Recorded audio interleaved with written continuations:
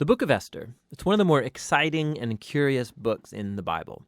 The story is set over 100 years after the Babylonian exile of the Israelites from their land. And while some Jews did return to Jerusalem, remember Ezra and Nehemiah, many did not. And so the Book of Esther is about a Jewish community living in Susa, the capital city of the ancient Persian Empire. And the main characters in this story are two Jews, Mordecai and then his niece Esther.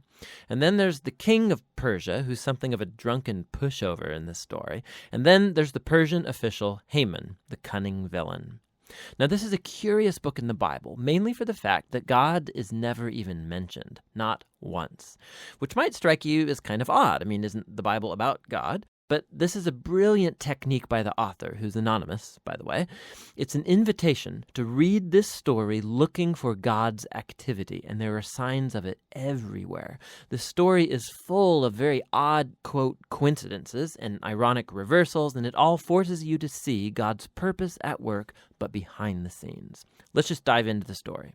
The book opens with the king of Persia throwing two elaborate banquet feasts that last a total of 187 days, and it's all for the grandiose purpose of displaying his greatness and splendor. On the last day of the banquet feast, he's really drunk, and he demands that his wife, Queen Vashti, appear at the party to show off her beauty. She refuses, and so in a drunken rage, the king deposes Vashti and makes the silly decree that all Persian men should now be the masters of their own homes. Then he holds a beauty pageant because he wants to find a new queen. This is like a really bad soap opera. But it's right here that we're introduced to Esther and Mordecai. Esther hides her Jewish identity and enters the beauty pageant and wins. And the king is so obsessed with Esther that he elevates her to become the new queen of Persia. Now after this, and even more serendipitous, is the fact that Mordecai just happens to overhear two royal guards plotting to murder the king. And so he informs Esther, who in turn informs the king, and Mordecai gets credit for saving the king's life. Now right here from the beginning, God's not mentioned anywhere, but this all seems providentially ordered. What is it that God's up to? You have to keep reading. We're next introduced to Haman, who's not actually a Persian. He's called an Agagite. He's a descendant of the ancient Canaanites. Remember 1 Samuel chapter 15. The king elevates Haman to the highest position in the kingdom, and he demands that everybody kneel before Haman.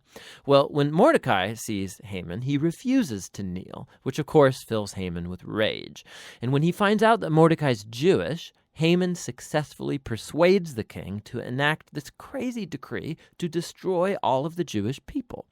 And to decide the date of the Jews' annihilation, Haman rolls the dice. A die is called pur in Hebrew. Tuck that away for later. 11 months later, on the 13th of Adar, all the Jews will die. Haman and the king then have a drinking banquet to celebrate their really horrible decision. So the focus now turns to Mordecai and Esther, who are the only hope for the Jewish people. They make a plan that Esther's going to reveal her Jewish identity to the king and ask him to reverse the decree. But approaching the king without a royal request is, according to Persian law, an act worthy of death. So in a key statement, Mordecai, he's confident that even if Esther remains silent, that deliverance for the Jews will arrive from another place. And then Mordecai wonders aloud. He says, who knows? Maybe you've become queen for this very moment. Esther responds with bravery, and she purposes to go to the king with her amazing words, if I perish, I perish. Now, in what unfolds, we watch the ironic reversal of all of Haman's evil plans. So Esther hosts the king and Haman at a first banquet, and she says that she wants to make a special request of both of them at an exclusive banquet the following day. So Haman leaves the banquet totally drunk, and he sees Mordecai in the street. He fumes with anger, and he orders that a tall stake be built so that Mordecai can be impaled upon it in the morning. It seems like things can't get any worse for the Jews and for Mordecai. But all of a sudden, the story pivots. It just so happens that night the king, he can't sleep, and he has the royal chronicles read to him for good bedtime reading, and he just happens to hear about how Mordecai had saved the king's life. He had totally forgotten. So in the morning, Haman enters to request Mordecai's execution, and the king in that moment orders Haman to honor Mordecai publicly for saving his life. So now Haman has to lead Mordecai around the city on a royal horse, telling everyone to praise him. Now this moment in the story, it's a pivot for the whole book. It begins Haman's downfall and Mordecai's rise to power. Watch how this works. The day after is Esther's second banquet. So the king and Haman arrive, and Esther informs the king that first of all, she's Jewish, and second, that Haman has enacted a decree to murder her and to murder Mordecai, who saved his life, and to murder all of the Jews.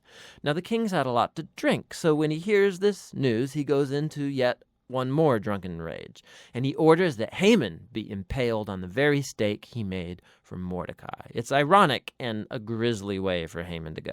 Haman's execution, however, doesn't solve the problem of the decree to kill all of the Jews. So the focus now turns to Esther and Mordecai as they make a plan to reverse the decree. They discover that the king can't revoke a decree that he's already made.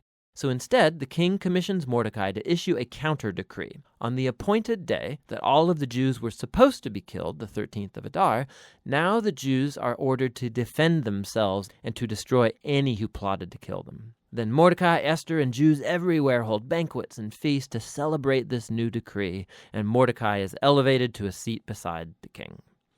Eventually, the decreed day comes, and the Jews triumph over their enemies. First, they destroy Haman's family, and then any other Persian officials who had joined in Haman's plot. And then on a second day, they get permission to destroy any who plotted against them throughout the entire kingdom. This results in joy and celebration as the Jews are rescued from annihilation. The story then tells about how Esther and Mordecai established by decree this annual 2-day feast of Purim to commemorate their deliverance from destruction. And the name of the feast comes from Haman's dice. Remember, Purim.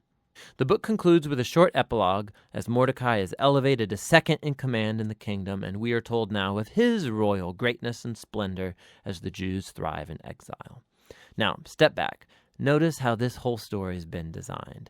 The story was full of moments of ironic reversal, but we can now see the whole story is structured as an ironic reversal, right down to the details. So the king's splendor and feasts and decrees are mirrored by Mordecai's splendor and feasts and decrees at the end. Esther and Mordecai, they first saved the king, but now in the end they save all of the Jews.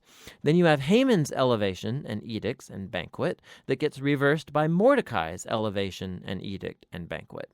And then at the center you have Esther and Mordecai's planning scenes, and then Esther's 2 banquets that act as a frame around the greatest moment of reversal in the whole story: Haman's humiliation and Mordecai's exaltation.